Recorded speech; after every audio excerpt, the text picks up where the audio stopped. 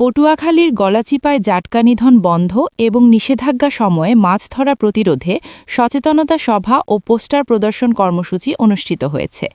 বসুন্ধরা শুভ সংঘ গলাচিপা উপজেলা শাখার উদ্যোগে পানপট্টি লঞ্চঘাটে আয়োজিত এই কর্মসূচিতে স্থানীয় জেলেদের মৎস্য আইন, নিষেধাজ্ঞা এবং অবৈধ মাছ ধরার ক্ষতিকর দিক সম্পর্কে অবহিত করা হয়। সিনিয়র উপজেলা মৎস্য কর্মকর্তার কার্যালয়ের প্রচারে এবং বসুন্ধরা শুভ সংঘের সহযোগিতায় আয়োজিত অনুষ্ঠানে সভাপতিত্ব করেন বসুন্ধরা শুভ সংঘ গলাচিপা উপজেলা শাখার আহ্বায়ক মোহাম্মদ মিজানুর রহমান। প্রধান অতিথি ছিলেন সিনিয়র উপজেলা মৎস্য কর্মকর্তা মোহাম্মদ জহিরুন্নবী।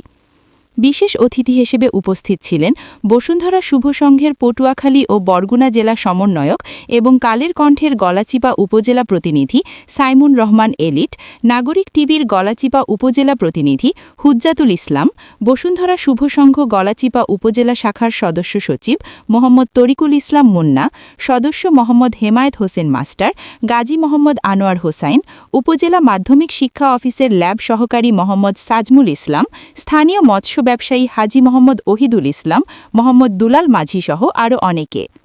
প্রধান অতিথি মোহাম্মদ জহিরুন্নবী বলেন, আমাদের সামুদ্রিক মৎস্য আইন 2020 এবং বিধিমালা 2023 অনুসারে এই মাসের 15 এপ্রিল থেকে জুনের 11 তারিখ পর্যন্ত আমাদের বঙ্গোপসাগরের সমুদ্রের জলসীমায় সকল ধরনের মাছ ধরা নিষেধ। আমাদের এই সামুদ্রিক জলসীমায় 476 প্রজাতির যে মাছ আছে সেই মাছগুলা এই সময় প্রজনন করবে এবং বৃদ্ধি পাবে। তো আপনারা যারা সমুদ্রে মাছ ধরেন তারা এই নিষেধাজ্ঞা 18 দিন এটা মান্য করবেন। ইতিমধ্যে আপনাদের যে অভিযোগ ছিল যে ভারতের সাথে কেন একসাথে মিলিয়ে অবরোধটা দেওয়া হয় না, সেক্ষেত্রে আমরা গত বছর থেকে আগে ছিল 65 দিন, গত বছর থেকে আমরা ভারতের সাথে মিলিয়ে এই অভিযানটা দেওয়া হয়।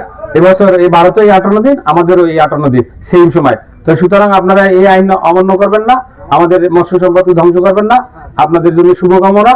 এই মৎস্য সম্পদ বৃদ্ধি পেলে আপনারাই আহরণ করবেন, আপনাদের জীবনমান বৃদ্ধি পাবে, আমরা শুধু একটু কম দামে মাছ পাবো।